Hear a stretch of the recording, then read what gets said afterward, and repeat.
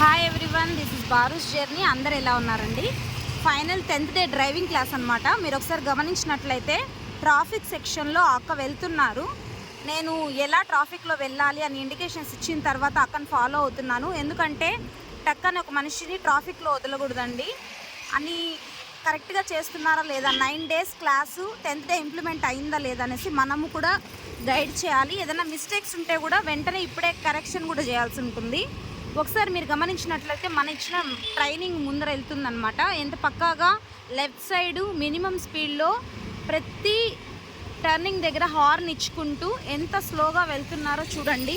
పబ్లిక్కి ఏ డిస్టర్బెన్స్ ఉండట్లేదు అక్క వల్ల, అలాగే ఏ వెహికల్కి ఏ ప్రాబ్లం లేదు. ఒకసారి మీరు గమనించవచ్చు. Thank you.